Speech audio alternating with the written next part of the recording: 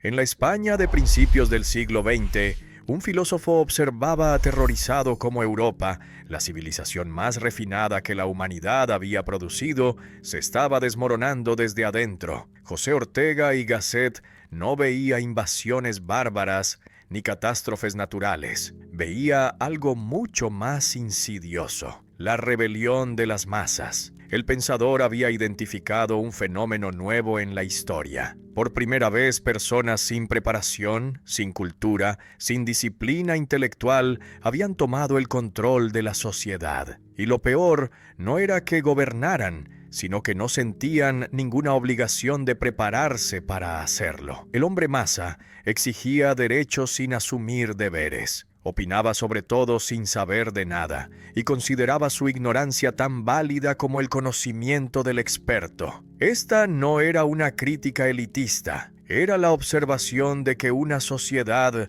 funciona solo cuando existe una minoría excelente que se exige a sí misma estándares imposibles, que asume responsabilidades desproporcionadas, que crea cultura en lugar de solo consumirla. Cuando esta minoría desaparece o es destruida por el resentimiento de las masas, la civilización colapsa. Pero Ortega también revolucionó la metafísica con una idea simple y devastadora: yo soy yo y mi circunstancia, y si no la salvo a ella, no me salvo yo. No somos sustancias eternas ni almas inmortales.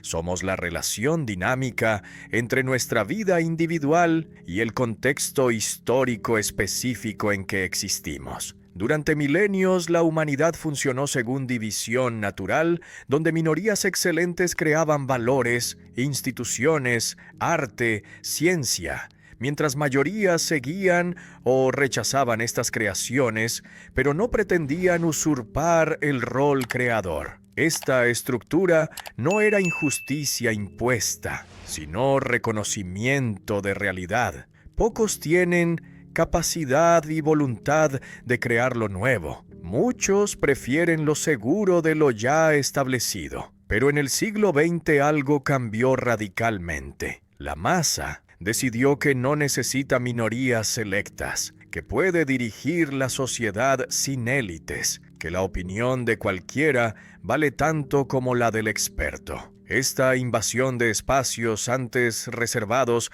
a quienes se exigían excelencia es el hecho decisivo de nuestro tiempo. El hombre masa no es clase social específica. Puedes encontrarlo tanto en el obrero como en el empresario, tanto en el campesino como en el profesor universitario. No se define por posición económica, sino por actitud existencial. Es el que está satisfecho consigo mismo tal como es, el que no siente impulso de superarse, el que cree que tiene derecho de opinar sobre todo sin haberse preparado para nada. Este tipo humano que antes permanecía en segundo plano, ahora ocupa todos los espacios públicos, impone sus gustos, domina mediante su número la conversación social. Su característica fundamental es contentamiento con su propia mediocridad. ¿Qué distingue al hombre selecto del hombre masa? No es riqueza ni título nobiliario heredado, es la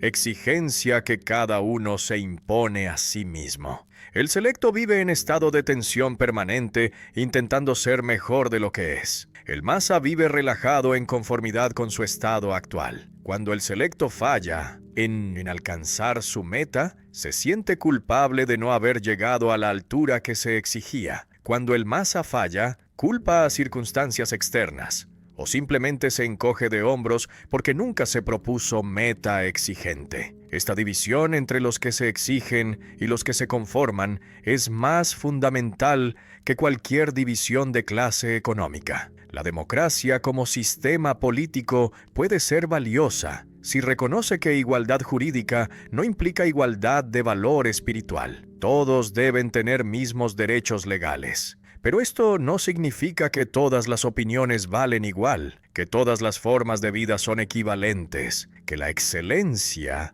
es solo preferencia subjetiva. Sin embargo, la democracia que se desarrolló en el siglo XX confundió igualdad legal con igualitarismo total que niega jerarquías de valor. El resultado es dictadura de las masas, donde la mediocridad mayoritaria impone sus criterios sobre las minorías excelentes que son acusadas de elitismo cada vez que defienden estándares altos. No buscar excelencia, pero exigir derechos, es fórmula del hombre masa. Quiere beneficios de civilización que otros construyeron mediante siglos de esfuerzo, pero se niega a asumir disciplinas que mantienen esa civilización funcionando. Exige libertad de expresión, pero se ofende cuando escucha opiniones que contradicen sus prejuicios. Demanda respeto, pero no respeta a nadie que sepa más que él. Esta combinación de sentido de derecho con ausencia de sentido de deber es lo que hace al hombre masa peligroso para la civilización que parasita. ¿Por qué la mediocridad se convirtió en norma? Varias causas convergieron. El liberalismo político extendió derechos a todos sin exigir correspondientes responsabilidades. La técnica moderna creó abundancia material que hizo la vida cómoda para mayorías que antes vivían en escasez. La educación masiva dio alfabetización sin dar cultura real. El resultado es generaciones que creen saber porque leyeron titulares, que creen tener derecho de opinar sobre todo porque viven en democracia, que confunden confort material con superioridad espiritual. La masa moderna es mimada por la civilización que no entiende ni aprecia.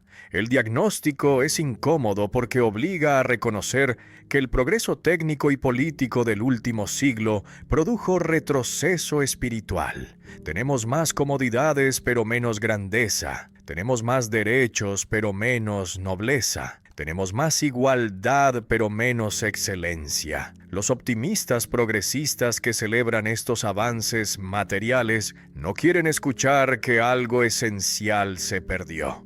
Los conservadores nostálgicos que lamentan el pasado no ofrecen soluciones viables. Mientras tanto, la civilización que costó milenios construir puede colapsar en generación si las masas siguen, destruyendo las estructuras de excelencia que no comprenden. La invasión de los bárbaros que destruyó el Imperio Romano vino de afuera, de tribus germánicas que no participaban en la civilización romana.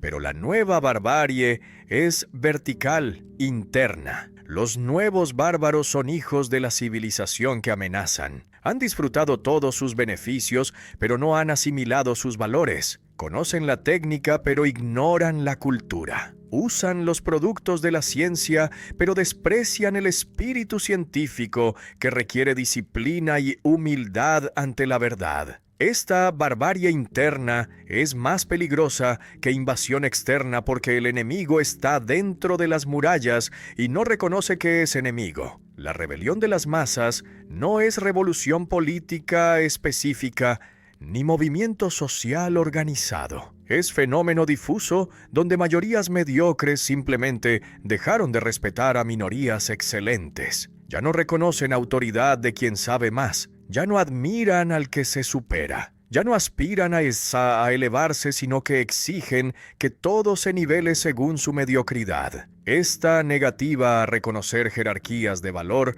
es nivelación que destruye la posibilidad misma de grandeza, porque grandeza solo existe por contraste con lo ordinario. Si todo es igual, nada puede ser excelente. Dos maneras de vivir definen dos tipos humanos radicalmente opuestos. Algunos se levantan cada día con proyecto de superación, con metas que requieren esfuerzo, con estándares que probablemente no alcanzarán, pero que los mantienen en tensión creadora. Otros se levantan para continuar existiendo cómodamente, para disfrutar lo que tienen, para defender su derecho de no ser molestados. Los primeros viven hacia arriba en ascenso continuo, aunque doloroso. Los segundos viven horizontalmente en planicie confortable. Esta diferencia no es cuestión de talento innato, sino de elección existencial que cada uno hace sobre qué tipo de vida vale la pena vivir. El hombre selecto exige de sí mismo más de lo que es capaz de cumplir. Esta autoexigencia parece masoquismo para quien no la entiende. ¿Por qué imponerse metas difíciles cuando podrías vivir tranquilo con metas fáciles? Porque la vida noble es la que se juega por algo grande aunque fracase en alcanzarlo. El fracaso noble es superior al éxito mediocre. Esta aristocracia del espíritu no tiene nada que ver con aristocracia de sangre que se hereda. Es aristocracia que cada uno conquista mediante decisión de no conformarse con lo que ya es. Pocos eligen este camino difícil porque requiere sacrificar comodidad que todos valoran. Satisfacción consigo mismo es veneno que paraliza todo crecimiento. Cuando estás satisfecho con quien eres, dejas de intentar ser mejor. El hombre masa vive en esta satisfacción permanente. No es que haya alcanzado perfección, es que no le importa la perfección. Se acepta tal como es con todos sus defectos, porque no reconoce estándares superiores que lo juzgarían. Esta ausencia de autoexigencia lo hace invulnerable a crítica, porque toda crítica la interpreta como ataque injusto en lugar de reconocer que señala deficiencias reales que debería corregir. Dinero y nacimiento no determinan si eres hombre selecto o hombre masa. Puedes heredar fortuna y título nobiliario y ser perfectamente vulgar en tu espíritu. Puedes nacer en pobreza y elevarte mediante autoexigencia hasta ser verdaderamente noble. La confusión entre aristocracia social y aristocracia espiritual es error que impide entender esta distinción. Los revolucionarios que derribaron aristocracias heredadas pensaban que así eliminarían la desigualdad fundamental, pero solo cambiaron quienes ocupaban posiciones de poder, sin cambiar el hecho de que hay diferencia cualitativa entre los que se exigen excelencia y los que se conforman con mediocridad. Vivir para superación constante es vocación que muy pocos escuchan y menos siguen. La mayoría escucha llamado diferente. Vivir para confort, para placer, para seguridad. Estos no son objetivos despreciables en sí mismos. El problema surge cuando se convierten en objetivos últimos que reemplazan todo proyecto de grandeza. El confort como medio para descansar entre esfuerzos es legítimo. El confort como fin último es muerte espiritual. Los que viven para comodidad nunca crean nada valioso, porque la creación requiere incomodidad de enfrentar lo desconocido. La minoría selecta crea valores, instituciones, obras que luego la masa consume sin haberlas creado. Esta asimetría entre creadores y consumidores no es injusticia, sino división natural de funciones. Algunos tienen impulso creador que los hace insatisfechos con lo existente, que los empuja a inventar lo nuevo. Otros carecen de este impulso, pero pueden apreciar y usar lo que los creadores producen. El problema surge cuando la masa consumidora comienza a creer que puede dirigir el proceso creador, que su opinión sobre ciencia o arte vale tanto como la del experto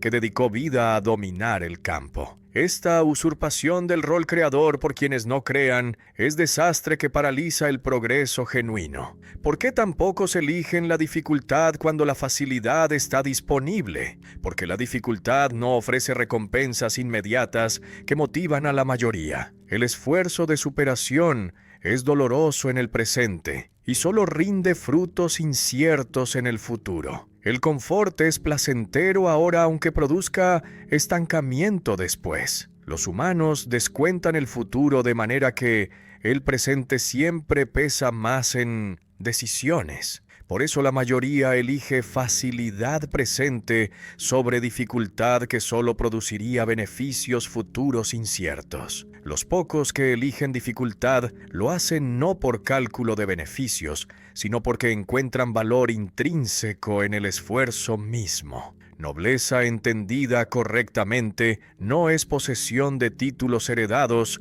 sino manera de vivir que se caracteriza por generosidad, cortesía, honor, autoexigencia. El noble en sentido espiritual es generoso porque tiene abundancia interior que puede compartir. Es cortés porque respeta la humanidad en otros, aunque sean inferiores a él en capacidades. Mantiene honor porque su palabra vale más que ventajas que podría obtener mediante traición. Se exige más de lo que exige a otros porque lidera mediante ejemplo en lugar de mediante imposición. Esta nobleza espiritual puede aparecer en cualquier clase social, aunque raramente aparece porque requiere cultivación que pocos emprenden. La vulgaridad como opuesto de nobleza no es simplemente mal gusto estético. Es manera de vivir que se caracteriza por tacañería espiritual, por conformismo, por ausencia de proyectos elevados. El vulgar vive para sí mismo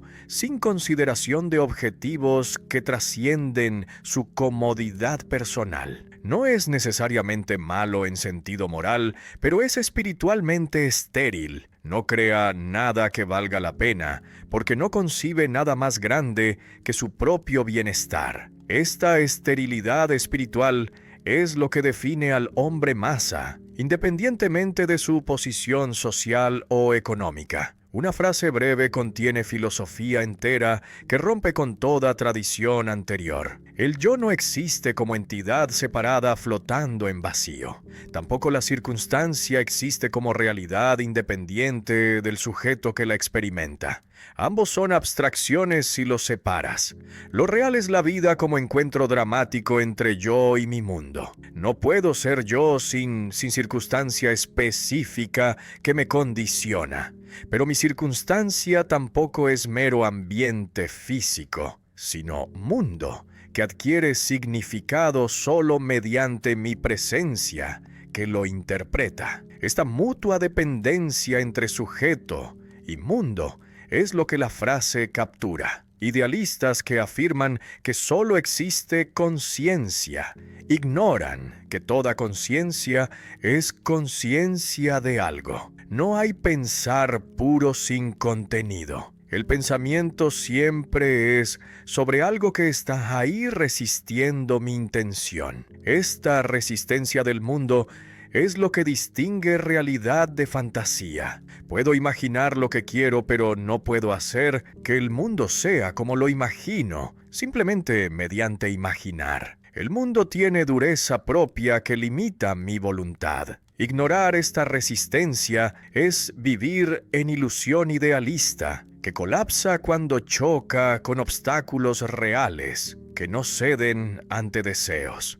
Realistas que afirman que solo existe mundo material objetivo, ignoran que ese mundo solo aparece como mundo para un sujeto que lo experimenta. El universo físico que la ciencia describe existe independientemente de observadores humanos. Pero ese universo científico es ya interpretación humana, que organiza datos según categorías que nosotros imponemos. No tenemos acceso a mundo tal como es independientemente de toda interpretación. Siempre encontramos mundo ya mediado por nuestras perspectivas, intereses, conceptos. Pretender que podemos conocer realidad sin perspectiva es ilusión realista que ignora condiciones de todo conocimiento posible. La vida como realidad radical significa que es la realidad fundamental de la cual todas otras realidades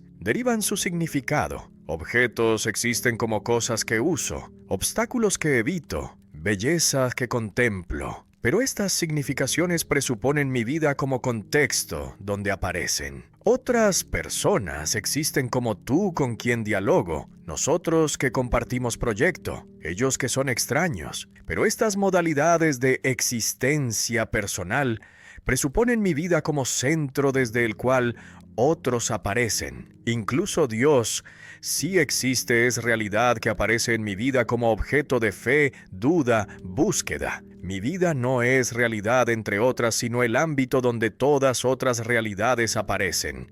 Circunstancia condiciona, pero no determina. Esta distinción es crucial para evitar determinismo.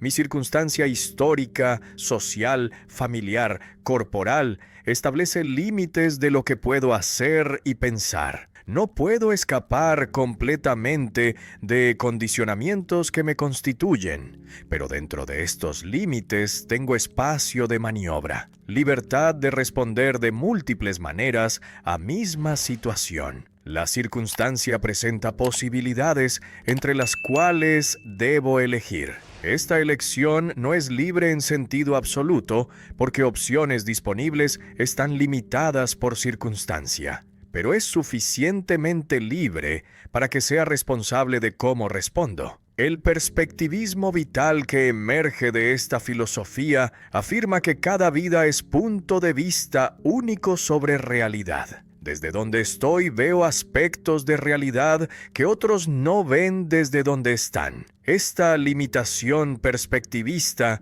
no es defecto sino condición necesaria de todo conocimiento finito.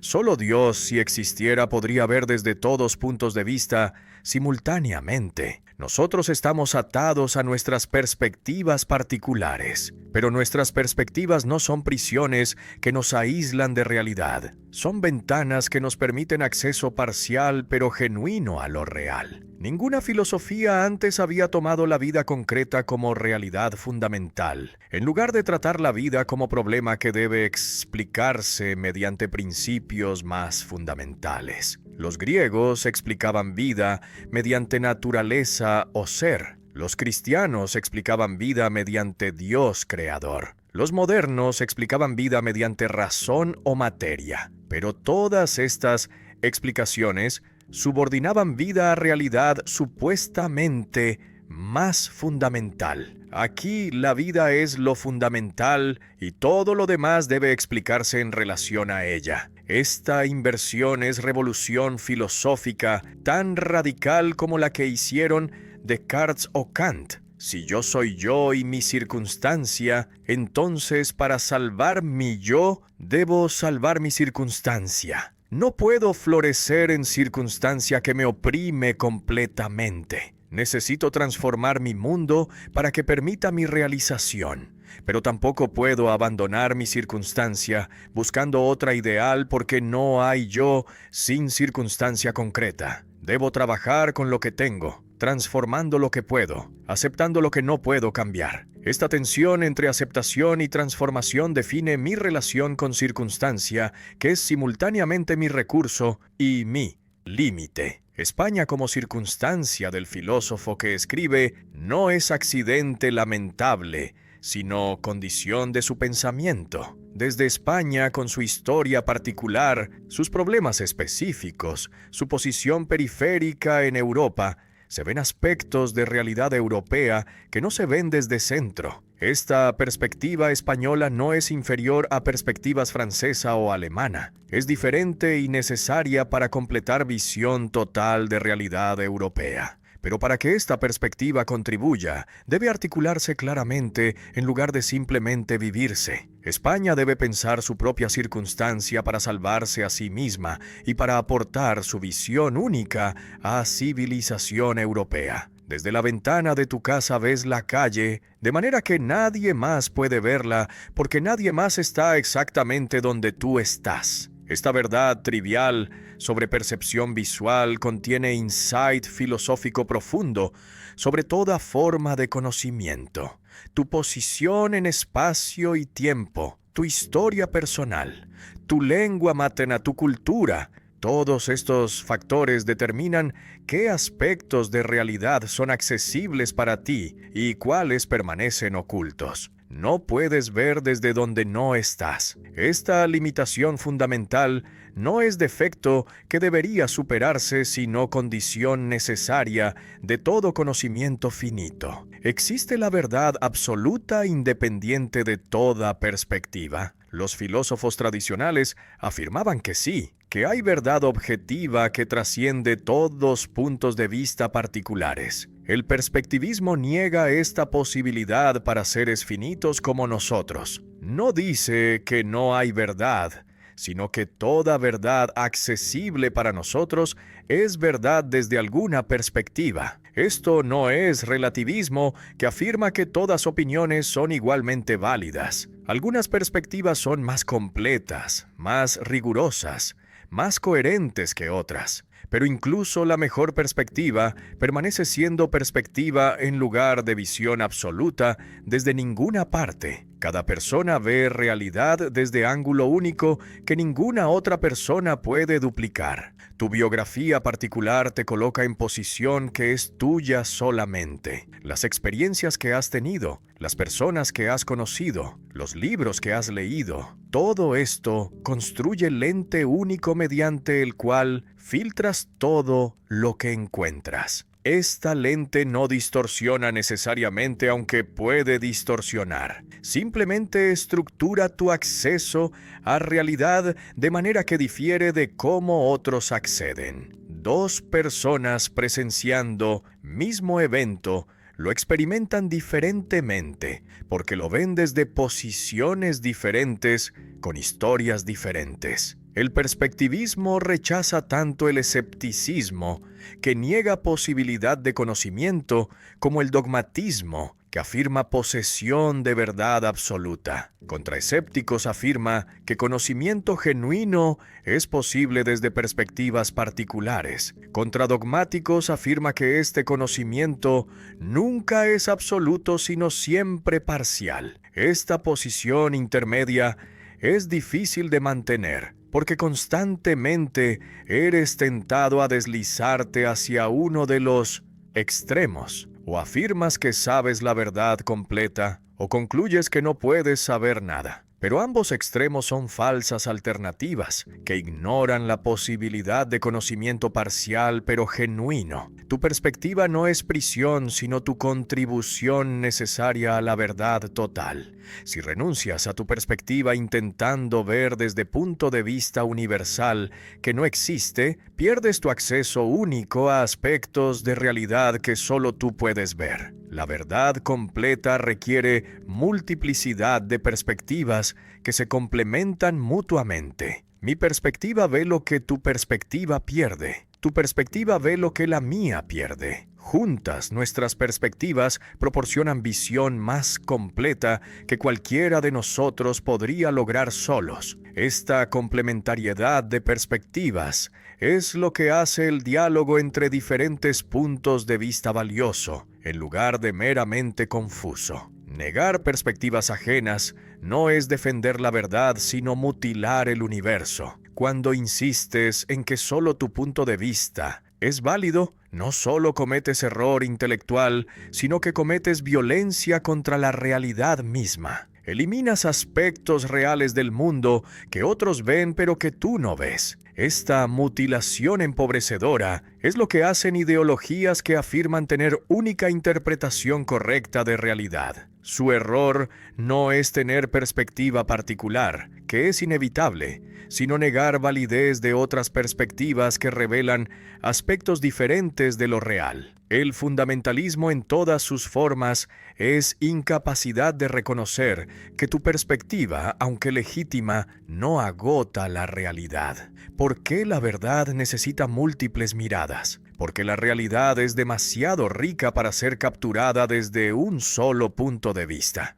Considera objeto tridimensional. Desde cada ángulo ves algunas de sus superficies, pero no otras. Para conocer el objeto completamente, necesitas verlo desde múltiples ángulos. Pero a diferencia de objetos físicos que puedes rodear físicamente, muchos aspectos de realidad solo son accesibles desde posiciones existenciales que no puedes ocupar simultáneamente. Solo quien ha sufrido cierta experiencia puede ver aspectos de la realidad humana que esa experiencia revela. El que no ha sufrido esa experiencia está ciego a esos aspectos, no por defecto corregible, sino por su posición existencial diferente. La pluralidad de perspectivas no es caos que debe ordenarse mediante imposición de perspectiva única. Es riqueza que debe preservarse porque cada perspectiva genuina añade algo a nuestro conocimiento total. El error del imperialismo cultural es imponer perspectiva de cultura dominante sobre todas otras como si fuera única perspectiva válida. Esto empobrece la humanidad al eliminar maneras únicas de ver mundo que culturas diferentes han desarrollado. Cada cultura es experimento natural en cómo vivir humanamente. Eliminar culturas es como quemar libros irreemplazables de biblioteca humana. Perdemos maneras de ser humano que nunca podrán recuperarse. Algunos objetan que el perspectivismo se refuta porque afirma verdad absoluta de que todas verdades son perspectivas. Esta objeción es sofisma que malinterpreta la afirmación. El perspectivismo no afirma como verdad absoluta metafísica que la realidad en sí misma es perspectiva. Afirma como descripción de condición humana que nuestro acceso a realidad es siempre mediado por perspectivas particulares. Esta afirmación descriptiva sobre nuestra situación epistémica no pretende ser verdad absolutamente cierta que trasciende toda perspectiva. Es mejor comprensión disponible desde nuestras perspectivas finitas sobre cómo funciona nuestro conocimiento. Si alguna perspectiva futura mejora esta comprensión, tanto mejor. Te despiertas cada mañana sin haber elegido despertar, en mundo que no elegiste, con cuerpo que no diseñaste, en situación que heredaste. Esta es tu condición fundamental. Eres arrojado a existencia sin que te preguntaran si querías existir. Los náufragos que luchan en océano al menos eligieron viajar en barco que naufragó. Tú ni siquiera elegiste embarcarte. Simplemente te encontraste ya nadando en aguas desconocidas sin saber cómo llegaste allí. Esta es la situación humana que todas filosofías anteriores suavizaron mediante ilusiones consoladoras de que hay naturaleza humana fija o plan divino que da sentido. Pero la verdad cruda es que estás perdido sin mapa. Nada te fue dado excepto la tarea de inventar tu vida. Los animales nacen con programación instintiva que determina cómo deben vivir. El pájaro sabe construir nido. El castor sabe construir presa sin que nadie les enseñe. Pero tú no sabes cómo vivir. No hay manual de instrucciones que viene con existencia humana. Debes decidir qué hacer con tiempo que te fue dado sin tu consentimiento. Esta ausencia de naturaleza fija es tu libertad, pero también tu carga. Eres libre porque nada determina quién debes ser. Pero esta libertad es pesada porque significa que eres responsable de lo que haces con tu existencia. La historia personal reemplaza la naturaleza fija que los animales tienen. No tienes esencia humana universal que te dice cómo ser. Tienes biografía única que has ido construyendo mediante decisiones que tomaste y circunstancias que enfrentaste. Esta biografía no determina rígidamente tu futuro, pero sí limita tus opciones. Las decisiones pasadas cierran puertas mientras abren otras. El tiempo que gastaste desarrollando ciertas habilidades es tiempo que no gastaste desarrollando otras. Tu historia te constituye sin fijarte completamente. Eres lo que has hecho de ti hasta ahora, pero todavía puedes hacer algo diferente, aunque no cualquier cosa. Inventar tu vida no es capricho arbitrario donde decides ser astronauta un día y poeta al siguiente. Es proyecto coherente que debes construir considerando tus capacidades, tus circunstancias, tus valores.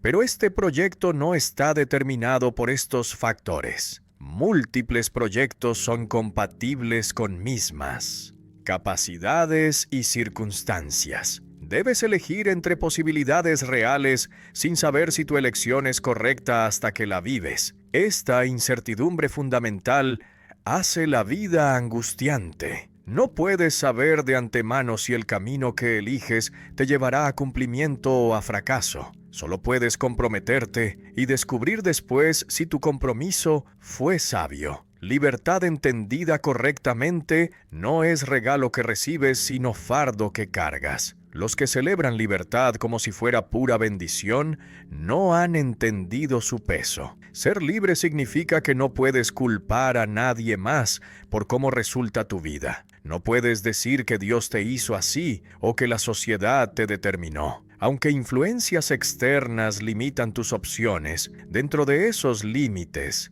sigues siendo tú quien elige. Esta responsabilidad es pesada porque significa que vives con consecuencias de decisiones que tomaste en incertidumbre sin garantías. Los que huyen de libertad buscando autoridades que les digan cómo vivir están huyendo de esta responsabilidad ineludible. Cada instante requiere decisión sobre quién ser. Esta no es exageración dramática, sino descripción precisa. En cada momento múltiples posibilidades están abiertas. Puedes continuar con tu proyecto actual o abandonarlo. Puedes afirmar tus valores previos o cuestionarlos. Puedes mantener relaciones existentes o romperlas. Esta apertura constante significa que nunca estás fijado definitivamente. Siempre puedes cambiar, aunque cambio profundo es difícil, porque requiere romper con patrones establecidos. Los que viven en inercia replicando mecánicamente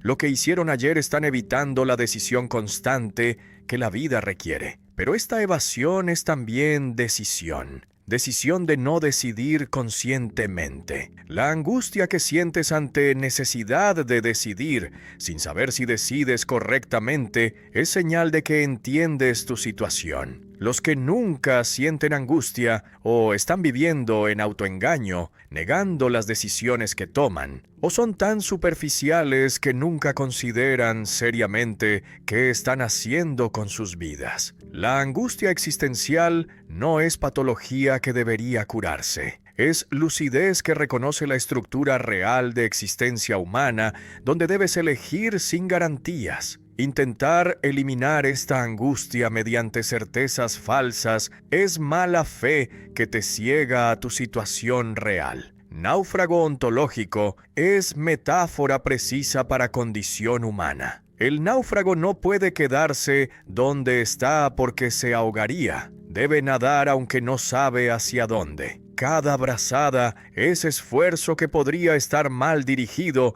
pero no nadar garantiza muerte. Similarmente, tú no puedes no vivir. Debes hacer algo con tu existencia, aunque no sabes si lo que haces te llevará a buen puerto. La vida no permite neutralidad donde esperas hasta tener certeza antes de actuar. Cada momento que pasa sin decisión consciente es decisión de dejarte llevar por inercia. Debes nadar en dirección que eliges o serás arrastrado por corrientes que no controlas. Un arquero que busca comida dispara flecha para cazar animal que alimentará su familia. Otro arquero en competencia deportiva dispara para demostrar habilidad sin que haya necesidad práctica. El primer arquero está dominado por necesidad biológica. El segundo ha trascendido necesidad mediante creación de desafío artificial. Esta diferencia marca división entre vida meramente biológica y vida propiamente humana. Los animales solo hacen lo necesario para sobrevivir. Los humanos crean dificultades innecesarias para tener placer de superarlas. Esta aparente locura de buscar lo difícil cuando lo fácil está disponible es señal de nobleza espiritual. El deporte correctamente entendido no es entretenimiento trivial, sino modelo de vida noble. Cuando cazas no por hambre, sino por desafío del juego, has convertido actividad necesaria en actividad libre. El esfuerzo ya no es medio para fin externo, sino fin en sí mismo. Disparas con arco no para obtener carne, sino por excelencia intrínseca de disparar bien. Esta liberación del esfuerzo de toda utilidad práctica es lo que hace el deporte superior a trabajo. El trabajo es esfuerzo forzado por necesidad. El deporte es esfuerzo elegido libremente por amor al esfuerzo mismo. Los que trabajan quisieran no tener que trabajar. Los que juegan deportivamente quisieran continuar aunque no hubiera razón práctica para hacerlo. Crear dificultades para superarlas parece absurdo a mentalidad utilitaria que solo valora lo que sirve para algo. ¿Por qué subirías montaña por ruta difícil cuando hay camino fácil disponible? Porque la dificultad es precisamente el punto. Si subes por camino fácil, no has logrado nada que valga la pena. Pero si superas ruta difícil, has demostrado excelencia que tiene valor independiente de beneficio práctico. Esta búsqueda de dificultad por sí misma es lo que distingue vida noble de vida vulgar. El vulgar siempre busca camino de menor resistencia. El noble busca resistencia adecuada que probará su temple. La utilidad mata la nobleza de toda actividad. Cuando arte se hace por dinero, pierde su pureza. Cuando ciencia se hace solo para aplicaciones tecnológicas, pierde su grandeza. Cuando amor se hace por conveniencia, pierde su autenticidad. En cada caso, la subordinación de actividad a fines externos la corrompe. Las actividades verdaderamente nobles son las que se hacen por sí mismas sin consideración de beneficios externos. Esto no significa que estas actividades no tengan consecuencias útiles. Frecuentemente las tienen, pero estas consecuencias son subproductos accidentales en lugar de motivos. El artista genuino no pinta para vender, aunque puede vender. Pinta porque pintar es su vocación independiente de recompensas externas. ¿Por qué buscarías lo difícil cuando lo fácil está disponible? La pregunta misma revela incomprensión de vida noble. Es como preguntar ¿por qué comerías en restaurante fino cuando puedes llenarte con comida rápida? Técnicamente ambos alimentan,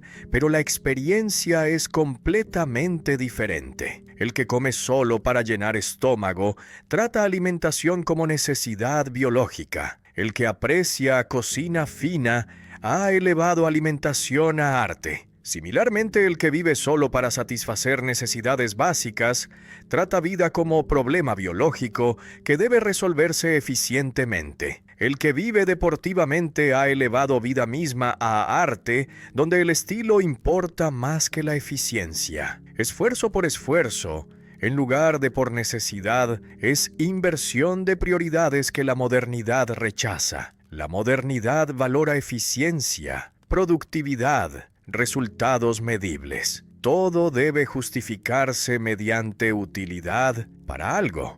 Pero esta tiranía de lo útil reduce vida a medio para fines externos hasta que pierdes de vista que vida debería ser fin en sí misma. Vives para producir, produces para consumir, consumes para poder continuar produciendo. Este círculo vicioso elimina espacio para actividades que valen por sí mismas, sin servir fines ulteriores. La vida noble requiere romper este círculo mediante actividades gratuitas que no sirven para nada, excepto para expresar excelencia. Ética aristocrática del esfuerzo no es ética de clase social privilegiada, sino ética que puede adoptarse desde cualquier posición social. El trabajador que trata su oficio como arte, en lugar de simplemente como medio de subsistencia, vive aristocráticamente, aunque sea pobre. El empresario rico que solo busca maximizar ganancias, vive vulgarmente aunque tenga fortuna. La diferencia no está en recursos materiales, sino en actitud hacia lo que haces. ¿Lo haces solo porque debes o porque encuentras valor intrínseco en hacerlo bien? Esta diferencia de actitud separa nobleza espiritual de vulgaridad independiente de clase económica. Los deportes modernos, que son negocios multimillonarios, han traicionado espíritu deportivo original. Cuando deportistas profesionales juegan por salarios enormes, el deporte se ha convertido en trabajo en lugar de juego. La espontaneidad libre del juego desaparece cuando tanto dinero está en juego. Esta profesionalización del deporte es síntoma de enfermedad cultural más amplia donde todo debe monetizarse. Nada puede hacerse simplemente por amor a la actividad. Todo debe justificarse económicamente. Esta reducción de vida a economía es empobrecimiento que elimina precisamente las dimensiones más valiosas de existencia humana. El cazador que caza por deporte, en lugar de por necesidad, mantiene viva tradición de nobleza en mundo que cada vez valora menos la gratuidad. Esta caza deportiva escandaliza a mentalidad utilitaria que la ve como crueldad innecesaria con animales. ¿Por qué matarías animal si no necesitas comerlo? Pero esta objeción pierde el punto. La caza deportiva no es sobre matar, sino sobre enfrentar desafío que prueba tus habilidades. El animal es adversario digno que hace el desafío real. Sin riesgo y dificultad no hay deporte genuino sino masacre. La caza deportiva, bien entendida, respeta al animal como oponente en juego serio, donde ambos participantes juegan por alto. La ciencia moderna produce expertos que conocen cada vez más sobre cada vez menos, hasta que finalmente saben todo sobre nada. El físico que domina mecánica cuántica, pero que es ignorante de historia. El médico que entiende fisiología, pero que nunca ha leído filosofía. El ingeniero que diseña puentes, pero que carece de cultura general. Estos especialistas son bárbaros educados, salvajes con títulos universitarios que creen que su dominio de área estrecha los califica para opinar sobre todo. La profundidad en campo específico, sin amplitud cultural, produce deformación intelectual que es peligrosa precisamente porque viene con credenciales académicas impresionantes. Durante siglos el ideal educativo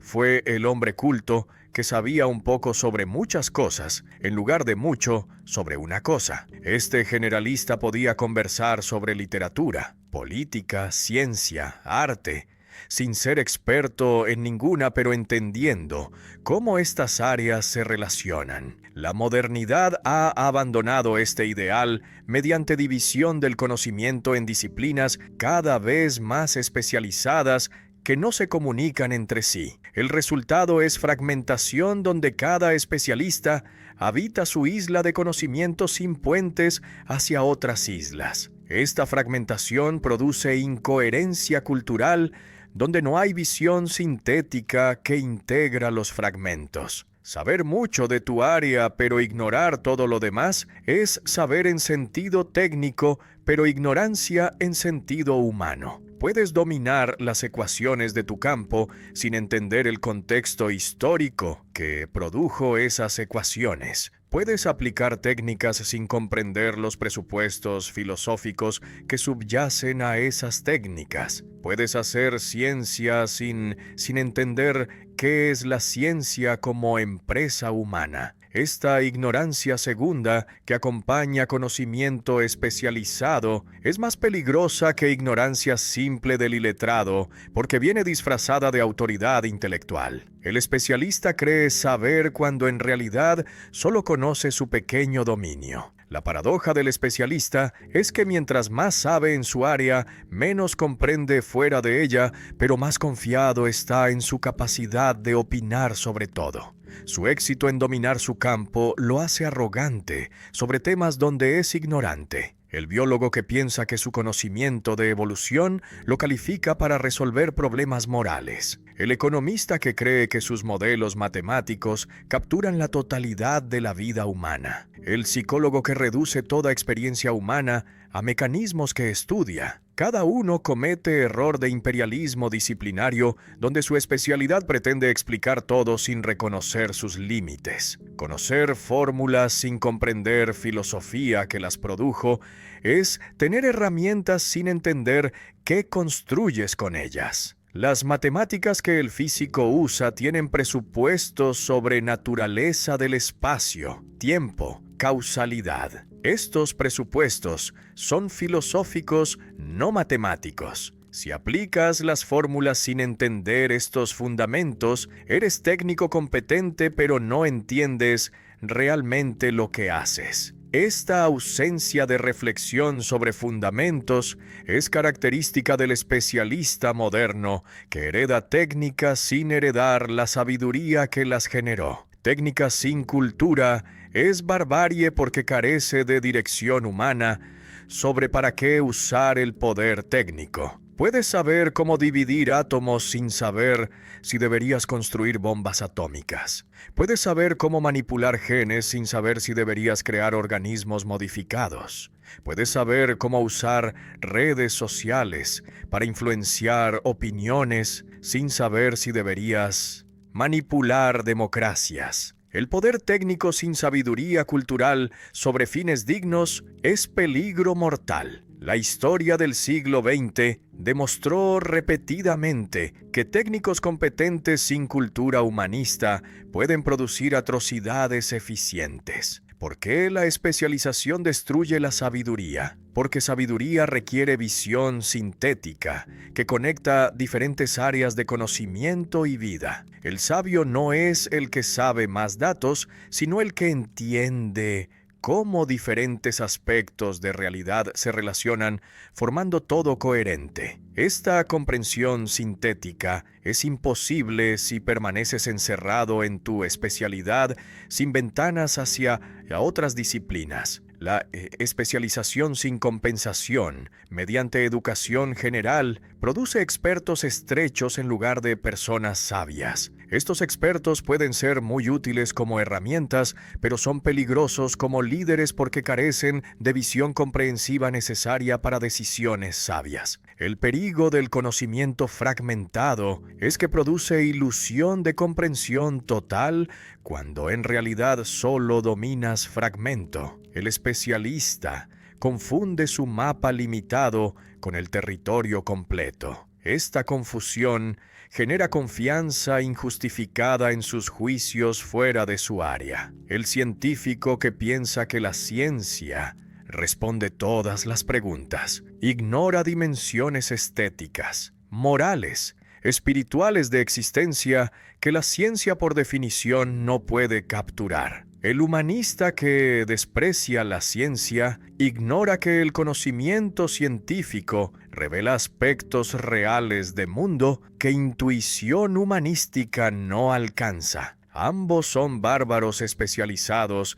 que niegan la validez de conocimientos fuera de sus dominios. La educación moderna que produce estos especialistas ha abandonado su misión original de formar personas completas. Las universidades se han convertido en fábricas de expertos que salen con habilidades comercializables pero sin cultura general. Pueden hacer su trabajo específico, pero no pueden pensar sobre significado de ese trabajo. Pueden aplicar técnicas, pero no pueden evaluar si esas técnicas sirven fines dignos. Esta producción de especialistas útiles pero incultos es traición a ideal universitario que debería cultivar la humanidad completa del estudiante antes de especializarlo. El especialista sin formación cultural es monstruo contemporáneo que amenaza civilización desde dentro. Nivelar todo por abajo es proyecto político de masas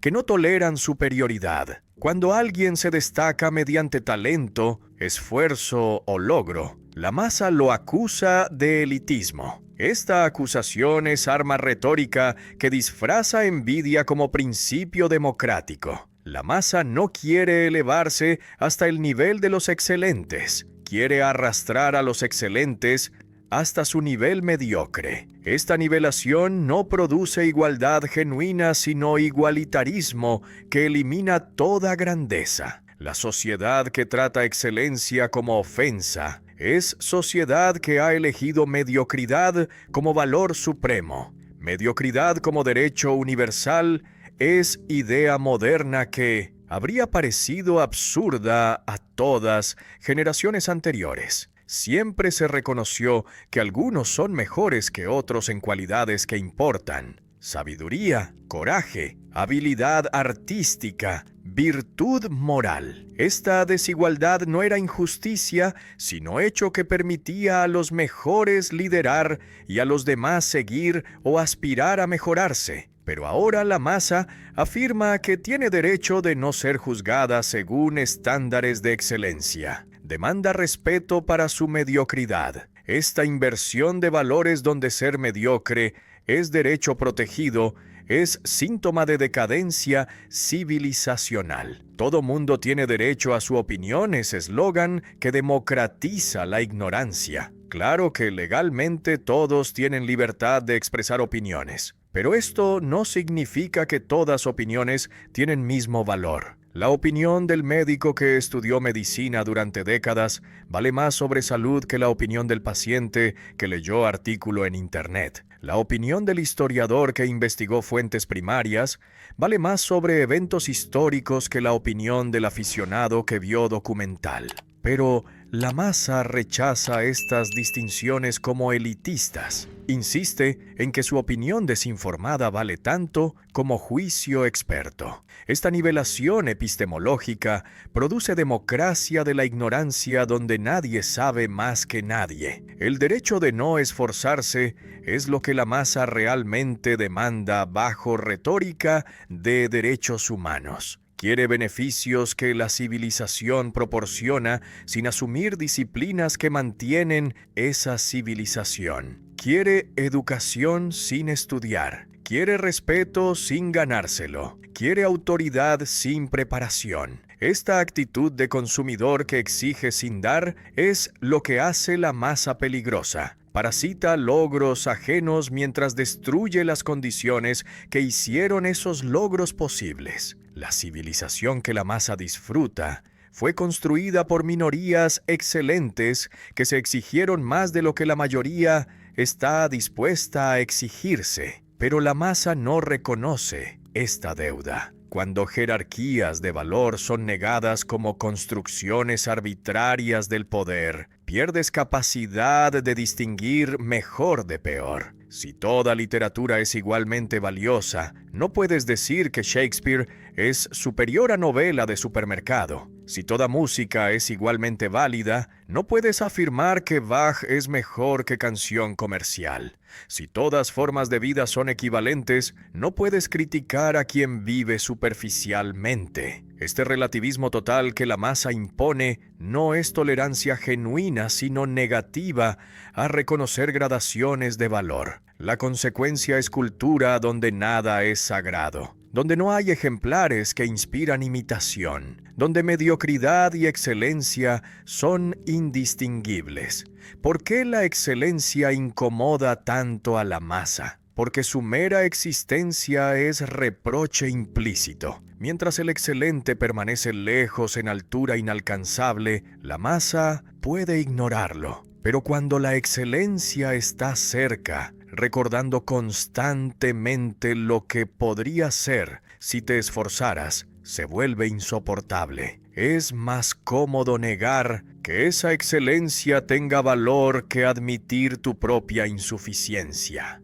Por eso la masa ataca todo lo que la supera. No puede tolerar la existencia de superiores, porque cada superior es espejo que refleja su mediocridad. Destruir las jerarquías es manera de eliminar estos espejos incómodos. La tiranía de lo común es más opresiva que tiranías de dictadores porque es invisible. El dictador impone abiertamente su voluntad y puedes reconocer la opresión. Pero cuando la mediocridad mayoritaria domina mediante opinión pública, consenso social, presión de pares, la tiranía es difusa y difícil de resistir. Nadie ordena explícitamente que seas mediocre. Simplemente descubres que destacar genera incomodidad, que la excelencia es castigada con exclusión social, que es más seguro conformarte al nivel común. Esta presión silenciosa hacia mediocridad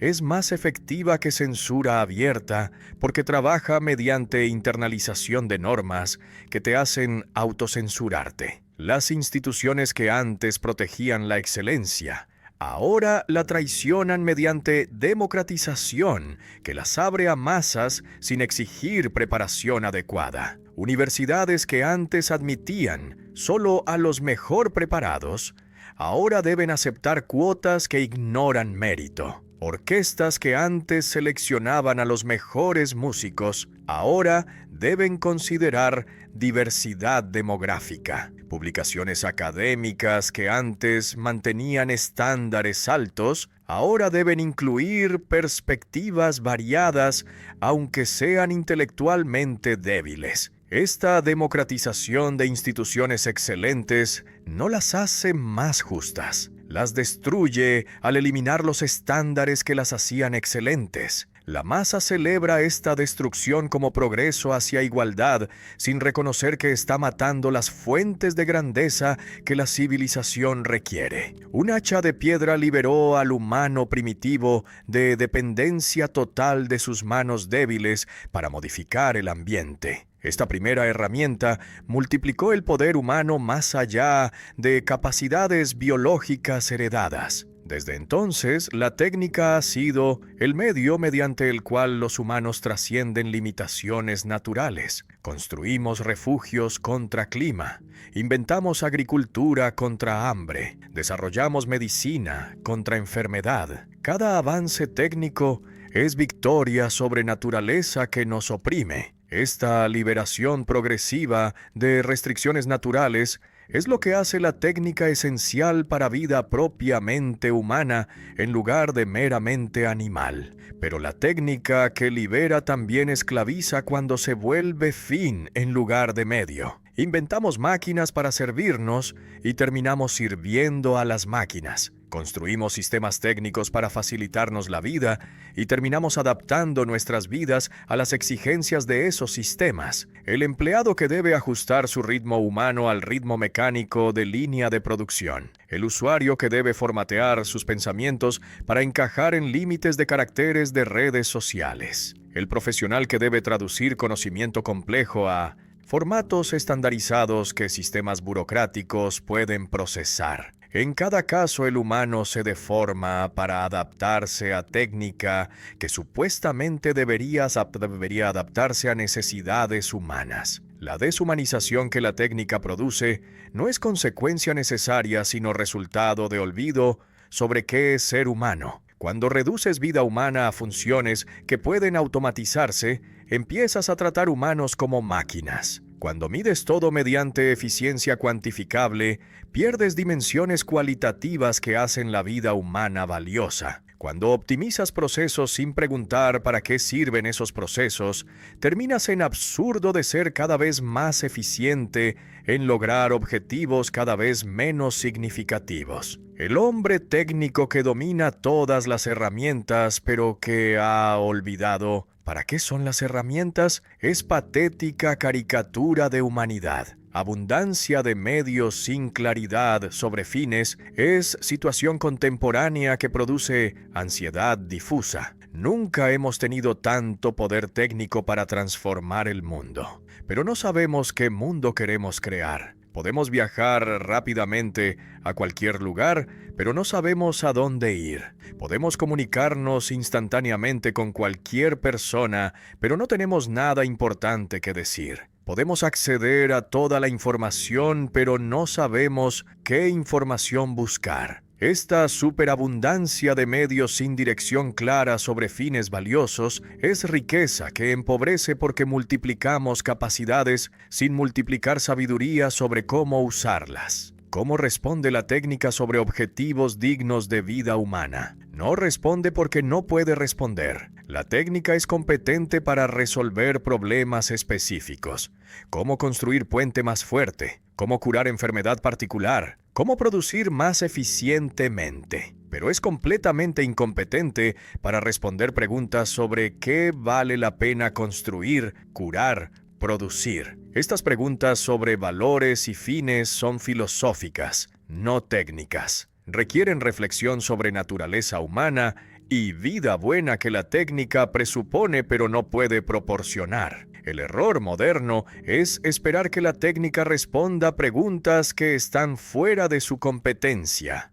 Inventamos soluciones técnicas brillantes para problemas que la técnica misma creó. Construimos automóviles que contaminan y luego inventamos filtros para reducir contaminación. Desarrollamos antibióticos que generan resistencia bacterial y luego buscamos nuevos antibióticos contra bacterias resistentes. Creamos redes sociales que destruyen conversación genuina y luego diseñamos aplicaciones para limitar uso de redes sociales. Esta escalada técnica donde cada solución genera nuevos problemas que requieren nuevas soluciones es círculo vicioso que nunca pregunta si deberíamos haber comenzado por ese camino. La técnica no puede evaluar sus propios efectos porque carece de criterios no técnicos para juzgar qué es progreso real versus cambio meramente técnico. El paradoxo del progreso técnico es que mientras más control ganamos sobre naturaleza externa, menos control tenemos sobre nuestras propias vidas. El campesino preindustrial estaba a merced de clima que no controlaba, pero dentro de esos límites naturales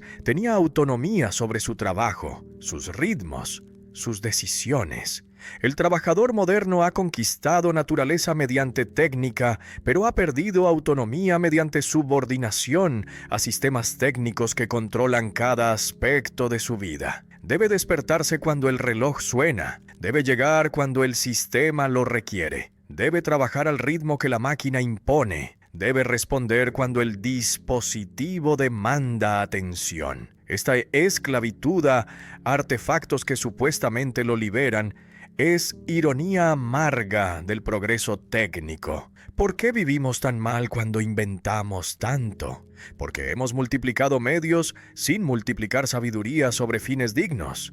Somos como niños en tienda de juguetes que tienen acceso a todos los juguetes, pero que no saben cómo jugar significativamente con ellos. La técnica nos da poderes que generaciones anteriores habrían considerado divinos, pero estos poderes en manos de humanidad espiritualmente inmadura son peligro en lugar de bendición. No necesitamos más técnica, necesitamos más sabiduría sobre cómo usar técnica que ya tenemos. Pero esta sabiduría no puede venir de más investigación técnica. Debe venir de renovación de reflexión filosófica sobre vida humana buena que la modernidad técnica ha abandonado como pregunta seria. La promesa original de la técnica era liberar humanos de trabajo necesario para que pudieran dedicarse a actividades nobles. Aristóteles imaginó sociedad donde esclavos harían trabajo necesario liberando ciudadanos para filosofía y política. Los profetas modernos de la técnica prometieron que máquinas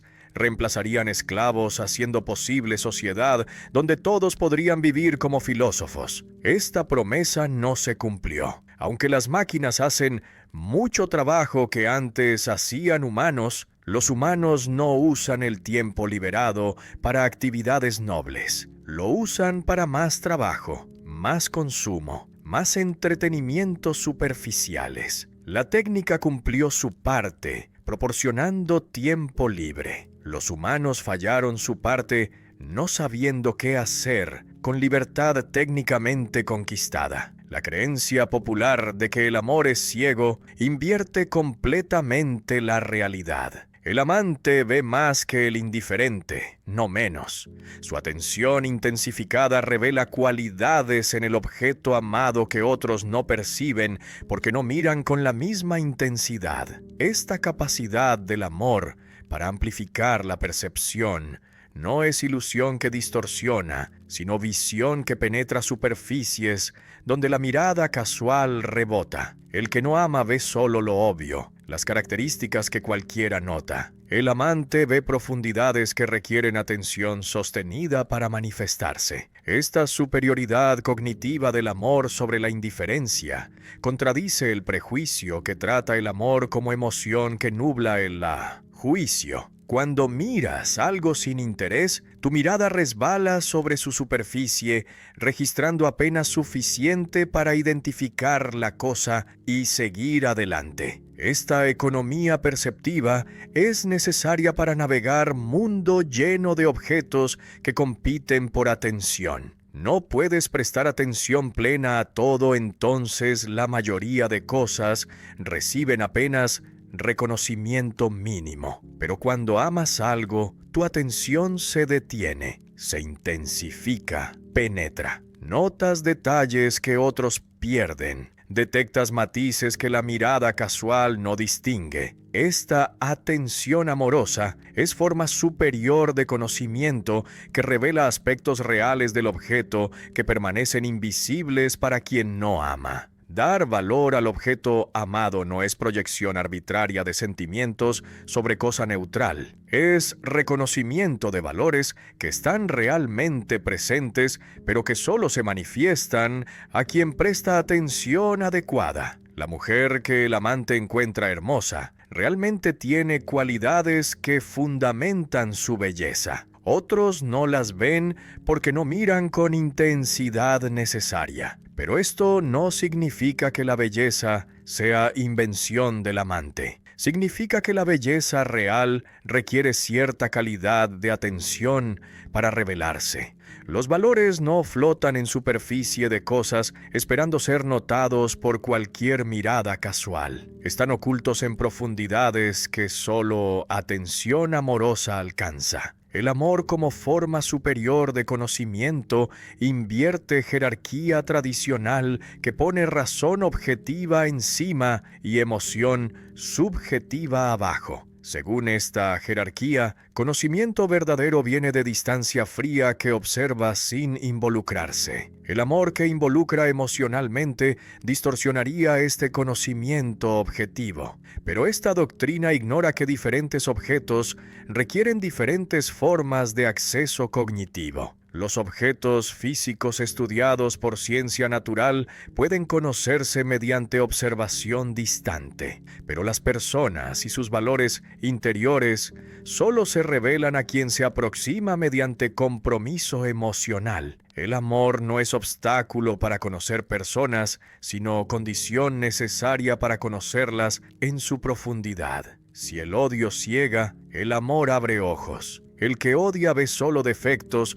porque su atención está sesgada hacia aspectos negativos. Esta visión empobrecida pierde la complejidad real del objeto odiado, que inevitablemente tiene tanto aspectos negativos como positivos. El amor, en contraste, ve tanto defectos como virtudes, pero pesa las virtudes más porque su atención está orientada hacia lo valioso. Esta orientación no es ceguera, sino elección sobre qué aspectos enfatizar. Todos elegimos constantemente qué aspectos de realidad compleja recibir atención. El amor elige sabiamente, enfatizando lo valioso, mientras el odio elige tontamente, enfatizando lo despreciable. ¿Por qué el amante ve lo que otros no ven? Porque la percepción no es proceso pasivo donde el mundo se imprime en conciencia neutral. Es proceso activo donde traes expectativas,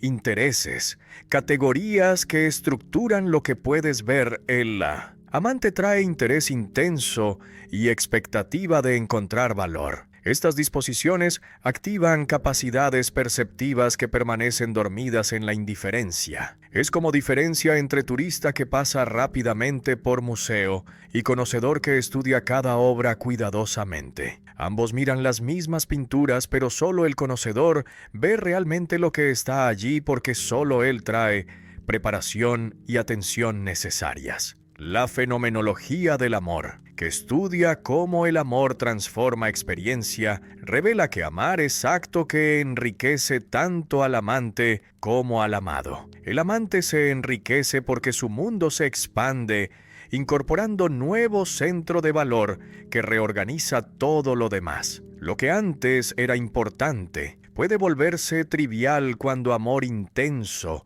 ocupa atención. Lo que antes pasaba desapercibido puede volverse fascinante porque se conecta con objeto amado. Esta reorganización del mundo experiencial no es pérdida de objetividad, sino ganancia de perspectiva más rica, donde nuevas dimensiones de realidad se vuelven accesibles. El amor que crea valor no crea de la nada como creación divina, ex nihilo. Crea mediante actualización de potencialidades que estaban dormidas esperando ser despertadas. La persona amada realmente tiene capacidades valiosas, pero estas capacidades pueden no manifestarse sin estímulo adecuado. El amor del amante proporciona este estímulo. Al ver lo mejor en persona amada, el amor invita a esa persona a realizar su mejor versión. Esta es profecía autocumplida, positiva, donde creer en valor de alguien ayuda a hacer ese valor real. El amor no inventa valores inexistentes, pero sí ayuda a actualizar valores potenciales. Los que insisten en que el amor es ciego se refieren a casos patológicos donde atracción irracional hacia persona claramente inadecuada produce sufrimiento inevitable. Pero estos casos no refutan la tesis de que el amor genuino ve más. Simplemente muestran que no toda atracción intensa es amor genuino. La obsesión que ignora defectos evidentes no es amor sino adicción que merece nombre diferente. El amor genuino ve tanto virtudes como defectos, pero elige enfocar en virtudes sin negar defectos. Esta elección de énfasis no es ceguera sino sabiduría que reconoce que lo que enfocas crece mientras lo que ignoras se marchita. Europa, que inventó la modernidad mediante ciencia, tecnología, democracia liberal, derechos humanos, ahora es víctima de su propio éxito. Las masas que la modernidad europea emancipó de servidumbres tradicionales no aprendieron las disciplinas que hicieron esa emancipación posible. Heredaron libertad sin heredar responsabilidad. Recibieron derechos sin asumir deberes. Disfrutan civilización sin entender el esfuerzo que costó construirla. Esta brecha entre beneficiarios y constructores es lo que pone civilización europea en peligro desde dentro. Los hijos mimados de la modernidad pueden destruir lo que sus padres y abuelos construyeron mediante generaciones de esfuerzo sostenido. Barbarie vertical es fenómeno extraño que las civilizaciones anteriores no conocieron. Cuando Roma cayó, los bárbaros vinieron de afuera, de tribus germánicas que nunca participaron en civilización romana. Pero la nueva barbarie que amenaza Europa viene de dentro, de generaciones que crecieron en civilización pero que no asimilaron sus valores. Estos nuevos bárbaros hablan lenguas civilizadas, usan tecnologías avanzadas, viven en ciudades modernas, pero espiritualmente son primitivos que no entienden ni respetan las instituciones, tradiciones, disciplinas que mantienen la civilización funcionando. Esta barbarie interna es regresión dentro de forma civilizada, retroceso que usa herramientas de civilización para destruir espíritu civilizacional. La masa contemporánea toma libertad y derechos como condiciones naturales que siempre existieron. No reconoce que son logros recientes y frágiles que costaron siglos de lucha contra tiranías, supersticiones, privilegios heredados. Esta amnesia histórica es peligrosa porque lo que no se aprecia no se protege. La generación que heredó libertades sin haber luchado por ellas puede perderlas sin notar la pérdida hasta que sea tarde. Es como heredero rico que gasta fortuna sin entender el trabajo que la generó. Cuando el dinero se acaba, el heredero se sorprende no entendiendo que su estilo de vida insostenible agotó recursos que parecían inagotables. ¿Cómo puede desaparecer Europa si es cuna de civilización mundial? Pregunta asume que logros pasados garantizan futuro, pero historia está llena de civilizaciones que dominaron su época y luego desaparecieron dejando apenas ruinas. Egipto, que construyó pirámides. Grecia, que inventó filosofía. Roma, que dominó mundo conocido. Todas estas civilizaciones parecían eternas en su apogeo, pero colapsaron cuando perdieron vitalidad interior que las animaba. Europa no está inmune a este destino. Si las masas que ahora dominan Europa continúan destruyendo instituciones de excelencia, rechazando jerarquías de valor, nivelando todo hacia mediocridad, la civilización europea puede desaparecer aunque sus ciudades y tecnologías permanezcan. Los herederos que destruyen la herencia no entienden lo que destruyen porque nunca tuvieron que construir nada ellos mismos. Recibieron universidad, democracia, libertad de expresión, Estado de Derecho, todos funcionando. No vieron el esfuerzo que requiere mantener estas instituciones contra fuerzas que constantemente las amenazan. Por eso pueden atacar estas instituciones descuidadamente sin reconocer que las están debilitando. Critican universidad sin entender que educación masiva de calidad es logro reciente y raro. Atacan democracia sin reconocer que mayoría de humanidad vive bajo tiranías. Exigen derechos sin reconocer que cada derecho requiere estructura legal que debe mantenerse activamente. El suicidio civilizacional que Europa está cometiendo no es decisión consciente de terminar civilización. Es proceso gradual de erosión donde cada generación relaja un poco más las disciplinas, rebaja un poco más los estándares, tolera un poco más la mediocridad. Individualmente cada relajación parece inocua. ¿Qué daño hace admitir estudiantes menos preparados? ¿Qué problema hay en rebajar exigencias académicas?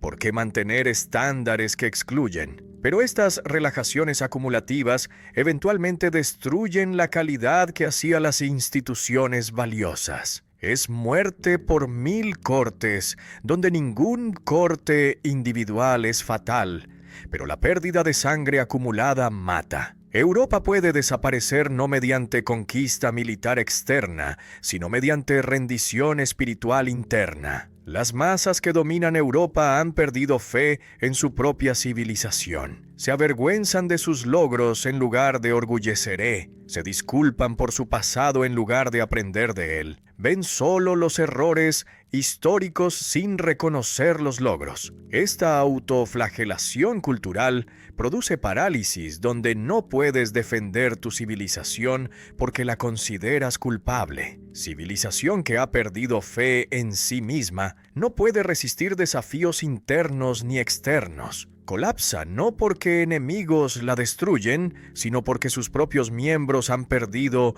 voluntad de mantenerla. La crisis que Europa enfrenta no es crisis económica que se resuelve mediante políticas mejores. Es crisis espiritual que cuestiona si civilización europea merece continuar. Esta pregunta existencial no tiene respuesta técnica. Requiere renovación de valores, redescubrimiento de lo que hace civilización europea digna de preservación, rechazo del nihilismo que niega todo valor. Pero esta renovación es improbable mientras masas continúan dominando. La masa no puede renovar porque no crea. Solo puede destruir lo que otros crearon. La salvación de Europa requeriría surgimiento de nueva minoría selecta que recupere exigencia de excelencia. Pero el clima cultural contemporáneo hace este surgimiento cada vez menos probable. Piedra es lo que es sin necesidad de decidir qué ser. Su naturaleza está fijada desde inicio. Permanecerá siendo piedra hasta que fuerzas externas la erosionen o destruyan. Esta identidad fija es característica de objetos inanimados y en menor grado de seres vivos no humanos. Pero los humanos no tenemos ser fijo de esta manera. Cada momento debemos decidir quién ser entre múltiples posibilidades. Esta ausencia de naturaleza fija no es defecto sino definición de humanidad. Somos los únicos seres que deben inventar su propia identidad en lugar de simplemente actualizar programa preestablecido. La vida humana es sucesión de crisis donde cada decisión cierra algunas puertas mientras abre otras. No puedes mantener todas opciones abiertas indefinidamente. Elegir ser médico significa renunciar a ser músico profesional, porque no hay tiempo para dominar ambos campos. Casarte con esta persona significa renunciar a todas otras personas que podrías haber elegido. Cada elección es pérdida de posibilidades no actualizadas junto con ganancia de posibilidad elegida. Este carácter dramático de la vida, donde cada acto tiene consecuencias irreversibles, es lo que hace la existencia humana tensa en lugar de tranquila. Cada momento exige elección, aunque solo sea elección de continuar con dirección previamente elegida en lugar de cambiarla. Esta elección constante no es siempre consciente. Frecuentemente elegimos mediante inercia, repitiendo mecánicamente lo que hicimos ayer. Pero incluso esta inercia es elección de no cambiar. Podrías en cualquier momento decidir diferente. El hecho de que no lo haces es decisión, aunque sea decisión de no decidir conscientemente. Esta estructura donde no puedes no elegir es lo que hace la libertad humana tanto carga como privilegio. No puedes escapar de responsabilidad de elegir mediante simplemente dejar que las cosas pasen, porque dejar que pasen es también elección. No poder no elegir es condena a libertad, que algunos filósofos han reconocido como estructura fundamental de existencia humana. Preferirías tener naturaleza fija que determina automáticamente cómo debes vivir. Esto eliminaría ansiedad de tener que decidir constantemente sin garantías de decidir correctamente. Pero esta preferencia es imposible de satisfacer porque la libertad no es característica opcional que podrías renunciar. Es condición necesaria de ser humano. Puedes intentar huir de libertad mediante conformismo, donde dejas que otros decidan por ti. Pero esta huida es también elección que haces libremente, aunque es elección contra tu propia libertad. Angustia ante necesidad de decidir quién ser sin saber si eliges correctamente es experiencia universal que algunos intentan negar mediante certezas falsas. Puedes fingir que sabes exactamente quién debes ser y que simplemente estás actualizando plan preestablecido. Esta ficción elimina angustia temporalmente, pero es autoengaño. La verdad es que no sabes definitivamente quién debes ser, porque no hay quien debe ser independiente de quien decides ser. Tu identidad no está esperando ser descubierta como objeto perdido. Debe ser inventada mediante serie de decisiones que tomas en incertidumbre sin mapa que garantice que vas en dirección correcta. El drama de la existencia humana no es serie de eventos externos que te ocurren como espectador pasivo. Es serie de conflictos internos entre diferentes posibilidades que compiten por actualización. Sientes impulso de hacer esto, pero también obligación de hacer aquello. Deseas esta vida, pero temes las consecuencias. Valoras este objetivo, pero también su opuesto. Estos conflictos internos no son defectos psicológicos que terapia podría eliminar. Son estructura permanente de vida humana que emerge de nuestra capacidad de imaginar múltiples futuros posibles sin certeza sobre cuál debemos actualizar. Quién somos es siempre pregunta abierta, porque nuestra identidad está constantemente reconstituyéndose mediante nuevas decisiones. La persona que eras ayer no es idéntica a persona que eres hoy, aunque hay continuidad. Cada experiencia, cada decisión, cada encuentro te modifica ligeramente. Estas modificaciones acumulativas significan que estás constantemente convirtiéndote en alguien ligeramente diferente. Esta fluidez de identidad aterroriza a quien busca estabilidad fija, pero es también lo que hace posible crecimiento y transformación. Si tu identidad estuviera absolutamente fija, estarías condenado a permanecer exactamente como eres sin posibilidad de mejora. Quien seremos es misterio más profundo que quien somos, porque involucra futuro que no existe todavía. Puedes tener proyectos sobre quién quieres ser, pero no puedes saber si estos proyectos se realizarán. Circunstancias que no controlas pueden frustrar tus planes. Descubrimientos sobre ti mismo pueden revelar que tus proyectos eran incompatibles con tus capacidades reales. Encuentros imprevistos pueden cambiar completamente tu dirección. Esta radical incertidumbre sobre futuro personal es parte de estructura dramática de vida humana. Vives hacia futuro que no puedes predecir, apostando tu existencia en proyectos que pueden fracasar. La existencia como perpetua incerteza es condición que pocos aceptan genuinamente. La mayoría construye ilusiones de certeza mediante narrativas que imponen orden artificial sobre caos de posibilidades. Te cuentas historias sobre quién eres basada en quién has sido, proyectando esta identidad construida sobre futuro como si fuera destino inevitable. Esta narrativa proporciona sentido de continuidad y dirección, pero es ficción útil en lugar de verdad metafísica. La verdad es que en cualquier momento podrías divergir radicalmente de la trayectoria que tu narrativa predice. Esta posibilidad constante de divergencia es lo que hace vida dramática en lugar de meramente biográfica. Un hombre puede respirar, digerir, reproducirse, cumpliendo todas funciones biológicas sin elevarse nunca por encima del nivel animal. Su vida consiste enteramente en satisfacer necesidades orgánicas, comer cuando tiene hambre,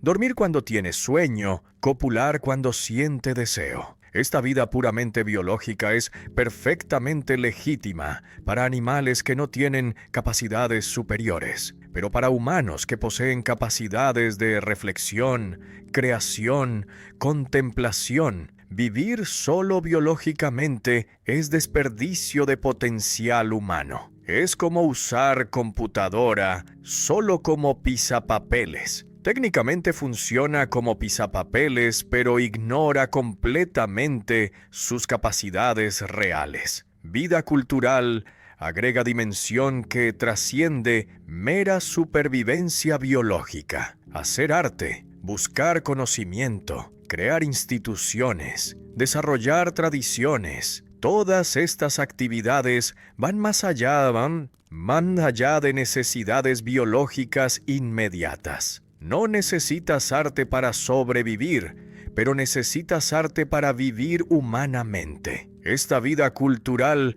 es superior a vida meramente biológica, no porque la biología sea mala, sino porque la cultura actualiza capacidades específicamente humanas que permanecerían dormidas en vida puramente animal. El que vive culturalmente sigue siendo animal que come y duerme, pero añade dimensión de significado que los animales no alcanzan. Algunos humanos van más allá, de cultura hacia vida espiritual que busca valores absolutos. El místico que busca unión con lo divino. El filósofo que busca verdad última. El santo que busca bondad perfecta. El artista que busca belleza eterna. Estas búsquedas trascienden incluso logros culturales ordinarios porque aspiran a absolutos que ninguna realización finita puede satisfacer. Esta vida espiritual es nivel más alto de existencia humana, donde te exiges máximamente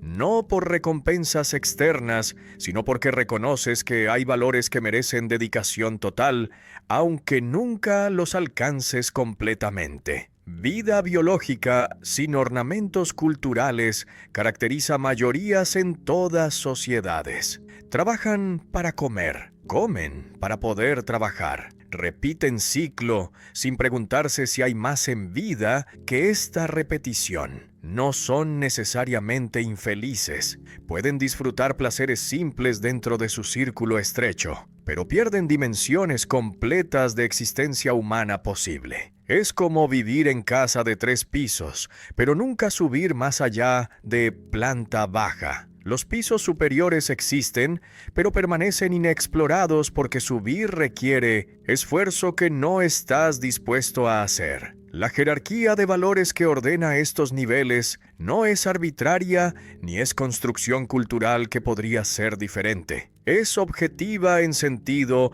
de que refleja estructura real de capacidades humanas.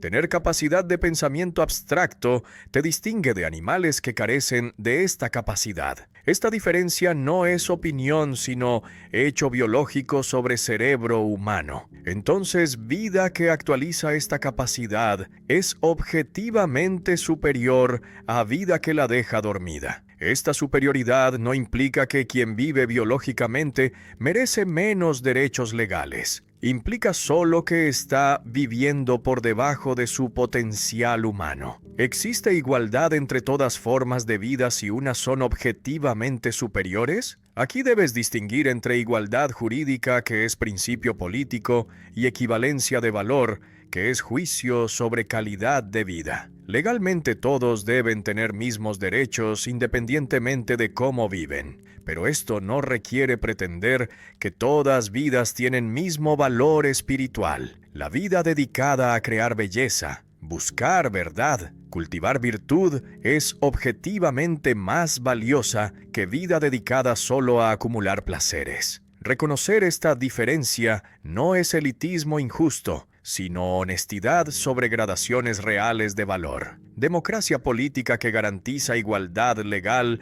frecuentemente se confunde con igualitarismo espiritual que niega jerarquías de valor. Esta confusión es desastre, porque si todas formas de vida son igualmente valiosas, no hay razón para esforzarse hacia superiores. ¿Por qué dedicarías vida a arte difícil si consumir entretenimiento fácil vale lo mismo? ¿Por qué buscarías conocimiento riguroso si opinión desinformada vale igual? ¿Por qué cultivarías virtud si satisfacer impulsos inmediatos tiene mismo valor? Esta negación de jerarquías elimina motivación para superación, que es motor de progreso civilizacional. La aristocracia natural del espíritu no tiene nada que ver con aristocracia hereditaria de sangre que se hereda automáticamente. Es aristocracia que cada uno conquista mediante esfuerzo de elevarse hacia niveles superiores de vida. Puedes nacer en familia que te proporciona ventajas materiales,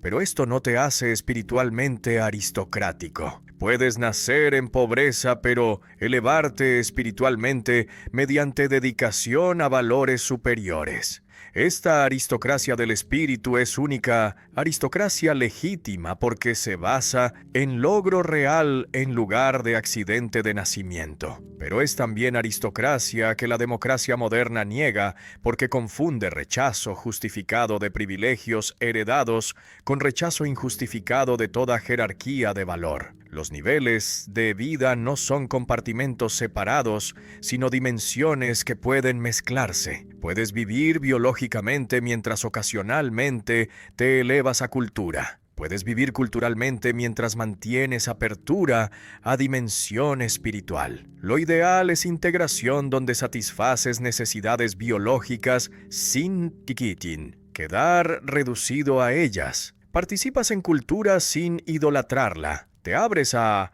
espíritu sin perder contacto con realidad concreta. Esta integración es difícil porque cada nivel tiene sus propias demandas que pueden entrar en conflicto. El asceta que niega cuerpo completamente es tan desequilibrado como el hedonista que niega espíritu. La sabiduría es dar a cada nivel su lugar sin absolutizar ninguno. Imagina que puedes hacer lo que realmente quieres en lugar de lo que debes hacer para sobrevivir. Esta distinción entre querer y deber es fundamental para entender la técnica. Los animales hacen solo lo que deben hacer para sobrevivir, determinados por instintos que no pueden modificar. Pero los humanos, mediante técnica, pueden satisfacer necesidades básicas con suficiente eficiencia para tener tiempo sobrante para hacer lo que quieren. Este tiempo libre técnicamente conquistado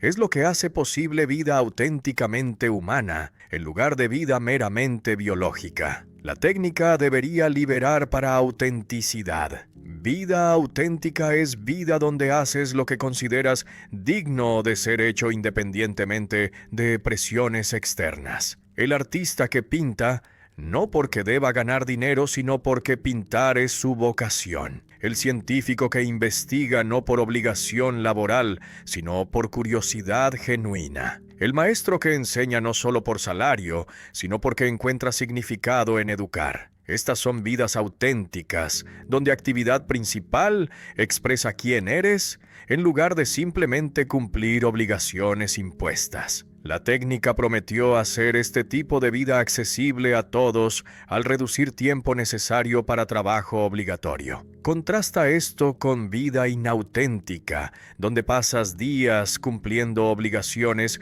que no elegirías si tuvieras opción real. El empleado que odia su trabajo pero continúa porque necesita pagar cuentas. El estudiante que estudia no por amor al conocimiento, sino por obtener título. El profesional que hace lo mínimo requerido, esperando jubilación. Estas vidas están alienadas de sí mismas porque la persona se ha convertido en instrumento para fines que no son suyos. No viven, son vividos por sistemas que los usan sin consideración de sus aspiraciones auténticas. ¿Por qué la técnica que debería liberar termina esclavizando?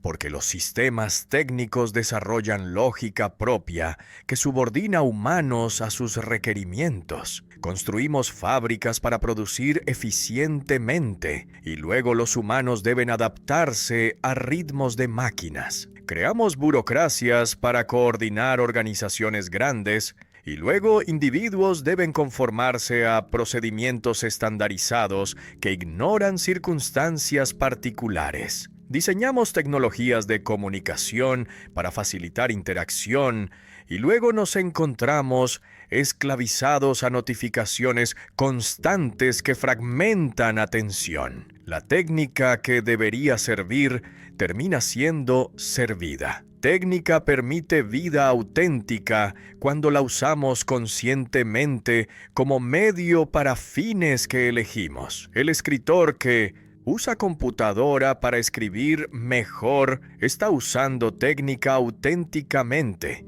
porque la herramienta sirve a proyecto que él valora. Pero cuando la técnica determina los fines mismos, la relación se invierte. El trabajador cuya vida entera se organiza alrededor de requerimientos de sistema productivo no está usando técnica para vivir auténticamente. Está siendo usado por técnica para fines que él no eligió. Esta inversión donde medios se convierten en fines es alienación técnica que la modernidad produce masivamente. La paradoja es que mientras más sofisticada se vuelve la técnica, más esclavos somos de ella en lugar de más libres. Las sociedades preindustriales tenían poca técnica, pero dentro de esos límites, las personas tenían autonomía sobre sus vidas.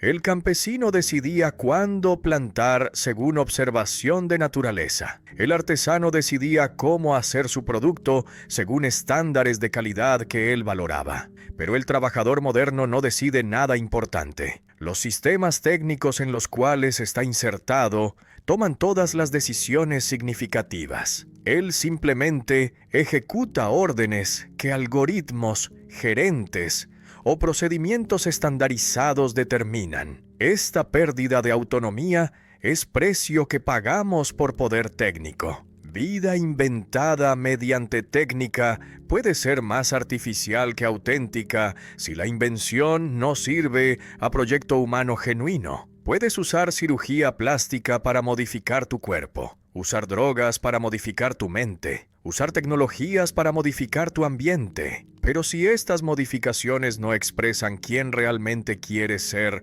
sino solo conformidad a estándares externos, estás creando artificio en lugar de autenticidad. La mujer que modifica su cuerpo para conformar a ideal de belleza que la cultura impone no está viviendo auténticamente, aunque está usando técnica para inventar su apariencia. está siendo vivida por normas culturales que internalizó sin reflexión crítica. ¿Cómo distinguir entre técnica que libera y técnica que esclaviza? Pregunta requiere reflexión sobre relación entre medios y fines. Si usas técnica como medio para fines que has elegido conscientemente considerando qué tipo de vida vale la pena vivir, entonces la técnica te libera. Pero si adoptas fines que sistemas técnicos imponen porque es lo que todos hacen o porque es lo que la tecnología hace posible, entonces la técnica te esclaviza. La mayoría nunca hace esta reflexión. Simplemente adopta objetivos que cultura técnica presenta como obvios: maximizar eficiencia, acumular posesiones, optimizar experiencias. Estos fines técnicamente generados reemplazan fines auténticamente humanos sin que se note el reemplazo. La promesa original de que técnica liberaría para hacer lo que quieres se cumplió solo parcialmente. Liberó de muchas necesidades biológicas urgentes. Ya no necesitas pasar todo el día buscando comida o construyendo refugio. Pero en lugar de usar tiempo liberado para actividades auténticamente elegidas, la mayoría lo llena con más trabajo, más consumo, más entretenimientos que técnica misma ofrece. Esta es trampa donde técnica, que debería ser medio para vida auténtica, se convierte en contenido de la vida misma. Vives para trabajar con técnicas más avanzadas, para comprar productos técnicamente sofisticados, para consumir entretenimientos técnicamente producidos. La técnica se come la vida que debería servir. Entrenar especialistas eficientes en campos estrechos no es misión original de universidad, ni debería ser su función principal. Esta degradación de universidad a escuela técnica es traición a ideal que la fundó. Universidad debe formar primero personas cultas que entienden su época, que pueden pensar sobre problemas fundamentales, que tienen visión sintética que conecta a diferentes áreas de conocimiento. Solo después de esta formación cultural general debería venir especialización profesional. Pero universidades contemporáneas invierten este orden produciendo técnicos competentes, que son bárbaros culturales,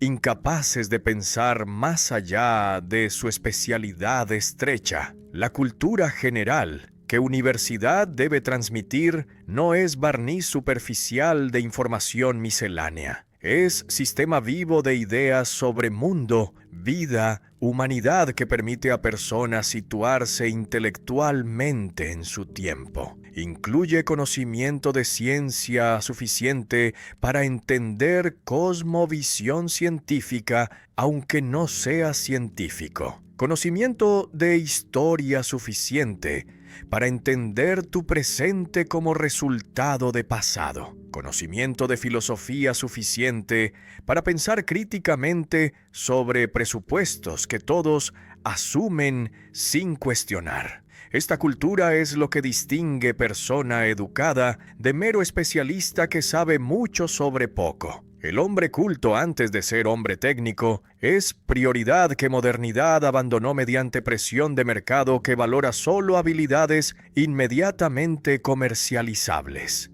Las empresas quieren empleados que puedan comenzar a trabajar inmediatamente sin necesidad de entrenamiento adicional. Los estudiantes quieren títulos que garanticen empleos bien pagados. Ambas presiones empujan universidad hacia formación técnica especializada. Pero esta rendición a demandas del mercado abdica de misión educativa genuina que debería formar personas capaces de pensar en lugar de simplemente ejecutar tareas técnicas. Cuando ciencia se enseña sin contexto filosófico e histórico sobre cómo emergió y qué presupone, produce científicos que son técnicamente competentes, pero filosóficamente ingenuos. Aplican métodos sin entender sus limitaciones. Resuelven problemas sin preguntarse si son los problemas correctos. generan conocimiento sin reflexionar sobre sus implicaciones éticas. Esta ciencia sin reflexión es peligrosa porque proporciona poder sin sabiduría sobre cómo usar ese poder. Los desastres del siglo XX demostraron repetidamente que científicos brillantes pueden servir proyectos horribles cuando carecen de formación humanística que les daría perspectiva crítica. Profesionales sin cultura son bárbaros modernos que usan herramientas sofisticadas sin entender las tradiciones, valores, ideas que dieron origen a esas herramientas. El abogado que conoce leyes pero que nunca estudió teoría política o filosofía del derecho. El médico que sabe tratar enfermedades pero que nunca reflexionó sobre qué es salud o qué significa vida buena. El ingeniero que puede diseñar sistemas complejos, pero que nunca consideró impactos sociales de tecnologías que crea. Estos profesionales son útiles como empleados, pero son incompetentes como ciudadanos porque carecen de visión amplia necesaria para participar inteligentemente en debates sobre dirección de sociedad. ¿Por qué universidad se convirtió en fábrica de especialistas en lugar de cultivador de humanidad? Múltiples presiones convergieron. Crecimiento explosivo de conocimiento en cada campo hizo parecer imposible que alguien domine incluso fracción pequeña del total. Demandas de mercado laboral que valora especialización sobre cultura general. Ideología igualitaria que trata universidad como derecho universal,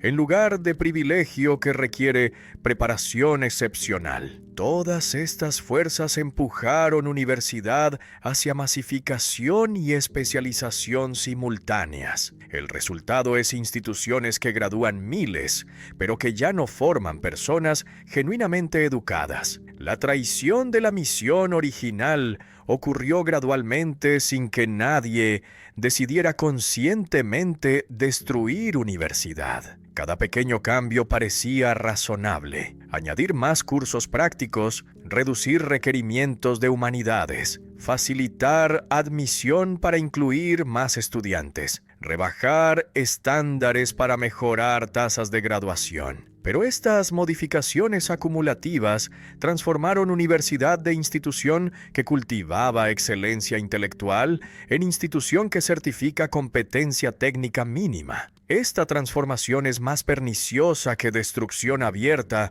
porque ocurre bajo apariencia de progreso democrático que hace educación superior accesible a todos. Restaurar misión cultural de universidad requeriría revolución contra todas las tendencias dominantes. Tendrías que afirmar que no todos pueden o deben ir a universidad, que estándares altos que excluyen mayorías son necesarios para excelencia, que formación cultural general es más importante que entrenamiento profesional inmediato, que algunas formas de conocimiento son superiores a otras. Estas afirmaciones son heréticas en cultura contemporánea que trata toda jerarquía como injusticia. Por eso la restauración es improbable. Universidad continuará degradándose hasta que se vuelva indistinguible de escuela técnica avanzada que certifica competencias, pero que ya no forma personas capaces de pensar críticamente sobre su civilización. El ideal perdido de universidad como comunidad de maestros y estudiantes, buscando conocimiento por amor. Al conocimiento en lugar de por recompensas externas parece ahora utópico. Pero este ideal no era utopía sino realidad que existió, aunque nunca perfectamente. Había instituciones donde lo que importaba era excelencia intelectual en lugar de utilidad práctica, donde estudiantes venían a ser formados culturalmente en lugar de certificados profesionalmente, donde maestros transmitían no solo información, sino sabiduría sobre cómo vivir intelectualmente. La pérdida de este ideal es empobrecimiento civilizacional, que produce generaciones técnicamente competentes, pero culturalmente bárbaras, incapaces de entender la herencia que deberían preservar y